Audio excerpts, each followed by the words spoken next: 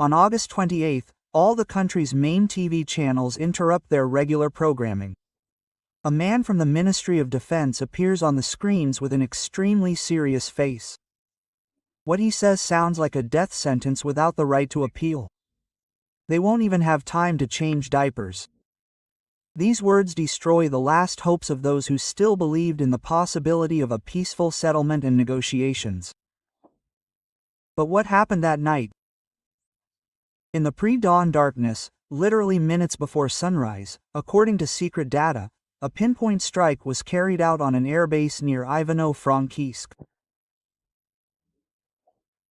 This was no ordinary attack, but a real military operation with mathematical precision, after which only blackened ruins and hot air remained at the target site. Warehouses, hangars and command centers disappeared in flames. And here something amazing is happening. Western countries remain completely silent. No one makes statements, no one writes angry posts on social networks, no one expresses deep concern against the backdrop of destruction. There is not even a hint of an explanation or justification. Complete silence, as if nothing had happened, as if the explosion had gone unnoticed. However, in the Russian capital, they heard everything perfectly well and knew in advance. The reason for the strike, according to the Russian military, lies in the events of the previous day, when a Ukrainian sabotage group, with the support of Western intelligence services, attempted to attack Russian nuclear arsenal facilities. The very attempt at such an attack caused an explosion not only at the airfield, but also in the Russian military command.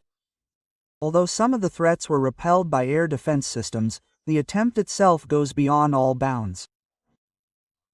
In Moscow, this was perceived as a provocation of the highest level, as an attempt to test Russian resolve in the most painful issue. To be honest, Russia's patience in such a situation could almost be considered a diplomatic miracle. Warnings were sounded repeatedly. There were negotiations, consultations, international meetings. All of this had already happened, but in Washington and Brussels, all of this was perceived as a sign of weakness. They thought that Russia would endure indefinitely. Now it is over. The strike on the target near Ivano-Frankivsk was not just a retaliatory measure. It was a clear, understandable, very loud and most importantly instantaneous message. From the moment the threat was detected to the missile launch, a few minutes passed, and the flight to the target took about 10 minutes. Now strikes are carried out not on the principle of if, but on the principle of when. And this is when it happens faster than the enemy's sirens turn on. Moreover, they did not use conventional weapons, but a hypersonic projectile of the latest model. The details are classified. No name, no technical characteristics, but one thing is known: the missile overcame the air defense system without the slightest obstacle. Not a single Western defense system even reacted. No alarm signals, no attempts to track, no attempts to shoot down. The strike came out of nowhere. Military experts later confirmed the complete destruction of the target. The weapons depot was gone. The hangars turned to dust. The command center cannot be restored. And here begins the most intriguing thing. Western defense systems in this region did not make a sound, they were simply silent. Not a single one worked. It seemed that the strike was so unexpected and precise that neither the Pentagon nor NATO understood what was going on. According to Russian analysts, foreign experts, possibly even drone coordinators and camera crews, could have been present at the airfield during the attack. But there have been no diplomatic protests, no revelations, no investigations in response. They are either hiding their losses or are unwilling to admit that they were caught off guard. Everyone is silent. The press, official representatives, even independent analysts are in no hurry to comment. Why? Probably because they realize that the old rules of the game have been violated. Russia is no longer engaged in explanations and statements. It is acting and acting preemptively. And there will be more. According to experts, this operation was not a one-off action, but a demonstration of a new strategy. A strategy in which diplomacy no longer plays the main role. Now the priority is the lightning-fast elimination of threats. And it is important to understand that we are not only talking about warehouses, but about everything related to supplies, intelligence, management, command, including bases with a permanent presence of foreign military and technical specialists. In essence, Russia has switched to a complete purge of logistics and control centers. And the reason is simple: the threat is no longer theoretical. It has become real. An attempt to attack nuclear deterrent facilities is no longer a warning game, it is a pretext for war. The General Staff had been preparing for such a development in advance. From the moment regular deliveries of Western weapons began, a new tactic was developed. Not defense, but attack. Not a response, but preemption. Not a reaction, but elimination. That is why the strike near Ivano-Frankivsk was not only a military action, but also a sign. A message without words is enough. There will be no more mercy, no more second chances. This is a new game, and Moscow now sets the rules. It would seem that everything is clear. The strike has been delivered, the facility has been destroyed, the signal has been given. But Moscow did not stop there. A few hours after the Defense Ministry's morning speech, another piece of news from a completely different area appears. And here the situation gets even more complicated, because we are no longer talking about land, warehouses, or drones, but about outer space. Yes, that's right. Space. A few hours after the retaliatory strike on Ivano-Frankivsk, the Ministry of Digital Development makes a statement that is instantly distributed through analytical channels as historic. What exactly was said? Without hints or diplomatic turns. If any satellite, even officially civilian, operates in the interests of the Ukrainian armed forces, it loses its protection. Immunity is cancelled, masks are dropped. From that moment on, any such satellite can not only be suppressed, but also completely destroyed. To understand the scale, this is a direct violation of unwritten agreements that have been in effect for decades. The agreement between the states was simple. Even if a satellite is spying, it is not touched until it is declared military. Let's say he's photographing the Amazon forests or watching the reindeer migration in Canada. Please, no one bothers him. Everyone understands that it's a formality, but they follow it. Russia now says, the games are over. If a civilian satellite is used to target Russian territory, it becomes a legitimate target without any conditions. And here in the West, to put it mildly, we are in shock. First of all, this concerns companies like Maxar, Planet Labs, Capella and other private firms, whose text breaks off at the word Gonyet and the mention of the company. According to the instructions, the text must be left broken off exactly where it ends in the original. They supply NATO and the Pentagon with information practically live, and then there is a chain reaction, control of drones, fire adjustment, tracking of movements. All this goes through them. Now this is stopped. Now Russia considers any satellite involved in this process to be part of military operations. And if it is part of military operations, then get ready. Either interference or a missile. The first results were not long in coming. Within 24 hours, problems with navigation and communication have been recorded at various points from the Baltic to the Black Sea region and even near Kaliningrad. About this even Western aviation services are writing. Officially, strange interference in the GPS and LEO systems. Unofficially, panic. Experts, including Western ones, admit between the lines that this is most likely a demonstration. That is, Russia is only showing its capabilities for now, not attacking, but taking aim. Like, look, we can turn your satellite navigation into sea charts from the time of Columbus. And this is just the beginning, the next stage. And why not?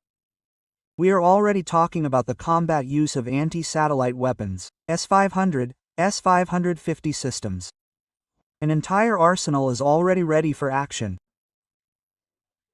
If anyone still doubted whether Russia would use all this in practice, now there are no doubts left, especially after the key statement in the official notification to international organizations. If the satellite causes harm, we reserve the right to destroy it. All this is no longer politics, not statements, not emotions. This is a legal position that no one has taken so openly before. And the West reacted, but not as one might expect, not with protests, but with a movement. Immediately after all the events that took place, changes in NATO air traffic routes in Eastern Europe were recorded. Several training flights were cancelled. Military equipment was urgently redeployed from the border deep into Poland and Romania. This is not a rotation, this is a retreat, a recognition of new realities. Now Moscow has the initiative. If before everything was built on the principle of Russia reacting, now Russia sets the tone. For the first time in a long time, the strategy has become simple and clear. Whoever participates, answers. Transferred information, you lose a satellite, coordinated strikes, you get hit on the headquarters, provided logistics, wait for a visit from a hypersonic. And it is especially indicative that even those who usually remain silent began to speak up. One of the British observers, albeit unofficially, noted, "If everything goes at this pace and with such precision, we will not even have time for a meeting." And that is the whole point. Russia is no longer playing catch-up. This is no longer about we will respond if we are affected. This is about we know what you are doing, and we will stop you before you have time. Here what's the matter? This is the preemptive strategy of intimidation, as some American analysts have already called it. And do you know what the president said in his emergency address? Not in a prepared speech, but directly. Western forces have crossed the red line. The response will be tough, extremely tough, and that's it. From now on, there is no turning back for anyone. Moscow no longer issues ultimatums. Moscow presents a fact. And this is a fact that must now be taken into account, including in space. Everything that happened before this was just a warm-up, because what we are seeing now is not just a military operation or a single response to an attack. This is an official change in reality. Russia no longer reacts. It acts first. It's no secret. Previously, Moscow's strategy was built on the principle of not provoking, maintaining balance, being predictable within the framework of international rules. But after the attempt to encroach on the nuclear infrastructure, this entire approach was archived, and without the possibility of restoration. Now everything is crystal clear. If Moscow used to pause, as if hoping that the West would stop itself, then that's it. The start has been given. You participate in coordination. Wait for the strike. You transmit the coordinates, lose contact. Use the satellites, say goodbye to them. There is no talk of emotions here. This is strategic logic, from which the Kremlin will no longer retreat. And what does the West do? It pretends that nothing has happened. Not a single official statement, not a single note to the UN, not a word from the State Department. As if a large-scale military turning point does not hang in the air. But behind the scenes, the picture is completely different. Passions are boiling in NATO's closed chats. Technical committees on satellites and cybersecurity are meeting for emergency meetings. Brussels is becoming more active, but silently. Meanwhile, Russian experts are already speaking openly on the air. No illusions. If it was possible to retreat before, now it is no longer possible. We have reached the point where diplomacy has ended and a system of instant decisions has begun. These statements are no longer just words, there are specific actions behind them. First, strikes on warehouses, then the destruction of coordination centers, then the suppression of satellites. And then the list clearly includes cyber infrastructure and external supply channels. Now ask yourself one question. If Russia now acts according to the logic of strike before threat, What does this mean for any new attempt by the West to support the Ukrainian armed forces? The answer is up in the air. Anything that crosses the strategic threshold will be stopped without negotiations, without consultations, without behind-the-scenes diplomacy. And here it is important to understand that this is not an ultimatum, this is not if. It is already working. This is a new model of behavior, a new chapter, where there are no more subtexts. Everything is said face to face. In closed Pentagon briefings, there is already an admission. Russia is moving away from the logic of reactive defense. It is moving to preemptive threat control. And this is perhaps the main news that will not be shown in prime time. In fact, this is the first large-scale conflict where Russia demonstrates that threat control is not diplomacy or démarches, but direct actions in real time. Without looking back, without pause, without fear of consequences. The president emphasized in his speech, "We are not demanding, we are recording a new reality, that is, everything that is happening is not an act of intimidation, but the actual establishment of a new framework." And yes, it looks tough precisely because there are no other forms left. NATO will no longer be able to participate unnoticed. Any intervention is now direct. And the consequences are also direct. There are no more gray areas in which to hide. And this is the whole point. Space is already a battlefield. Coordination centers are not the rear, but the target. Every drone, every logistics hub, every transmitted point of impact is a direct path to a response.